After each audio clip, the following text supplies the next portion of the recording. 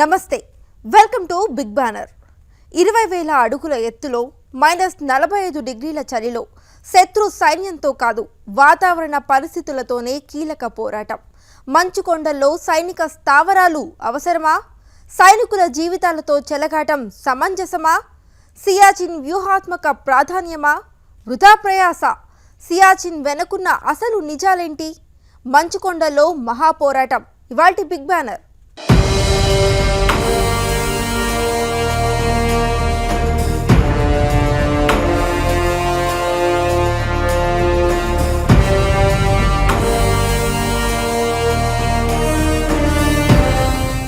పెద్ద సంఖ్యలో సైనికులు మంచు దెబ్బకు బలైపోతున్నారు. అక్కడ పనిచేసేవారు ప్రాణాలతో వెనక్కి వచ్చినా అనారోగ్య సమస్యలు వెంటాడుతూనే ఉన్నాయి. ఈ నేపథ్యంలో మంచు కొండల్లో సేనల్ని మోహరించడం అవసరమా అన్న సందేహాలు వ్యక్తమవుతున్నాయి. కానీ సియాచిన్ వ్యూహాత్మకంగా కీలకమంటున్నారు నిపుణులు. ఇందులో ఏది కరెక్ట్, దేనిని మనం అనుసరించాలి? సియాచిన్ 4 జనవరి 2016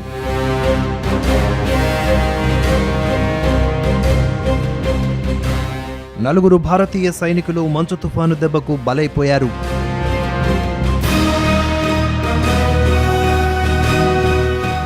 3 ఫిబ్రవరి 2016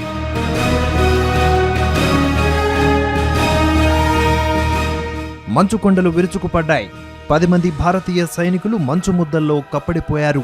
వారి దగ్గరకు చేరుకోవడానికే సహాయక బృందాలకు 3 రోజులు పట్టింది. 9 మంది అక్కడే చనిపోయారు.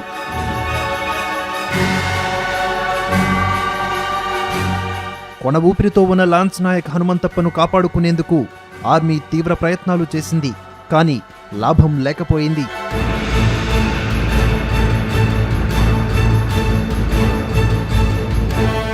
2 నెలలు 14 మంది సైనికులు.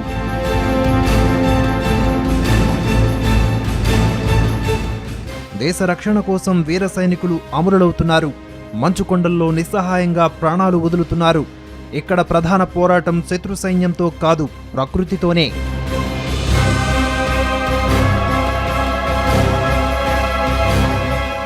ఎముకలు కొరికే చలిలో పహారా, ఏమాత్రం ఏమరపాటుగా ఉన్నా శరీర భాగాల్లో రక్తం గడ్డకట్టుకుపోయే ముప్పు. తీవ్రమైన చలి కారణంగా మెదడులో నరాలు చిట్లిపోయే ప్రమాదం ఉంది.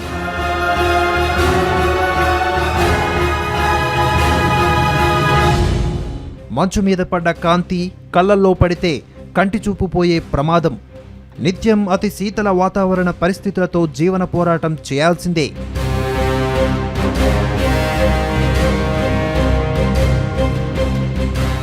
మంచు పర్వతాల్లో ఎప్పుడు ఎక్కడ ఎలా అలజడి రేగుతుందో తెలియదు. అతి భీకరంగా దూసుకువచ్చే ఆ మంచు తుఫాను పంజా నుంచి తప్పించుకోవడం దాదాపు అసాధ్యమే.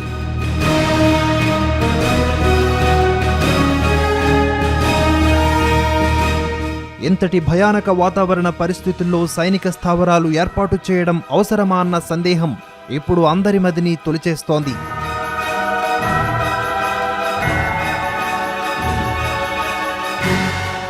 సైనికుల ప్రాణాలతో చెలగాటమాడే ఈ పరిస్థితుల్లో పహారా కాయాల్సిన అవసరం ఏముందన్న అనుమానాలు వ్యక్తమవుతున్నాయి.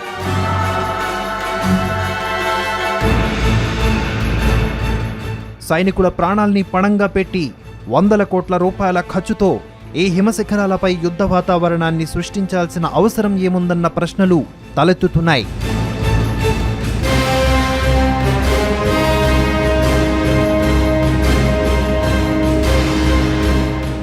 మంచు కొండలకు వ్యూహాత్మక ప్రాధాన్యం ఏమిటి, అక్కడ ఈ హడావుడి ఎందుకు అన్న విమర్శలు వినిపిస్తున్నాయి.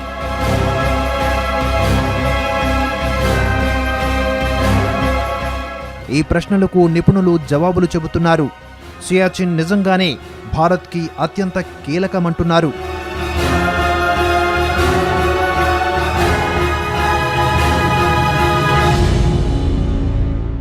బిగ్ బ్యానర్లో స్మాల్ బ్రేక్ తీసుకుందాం.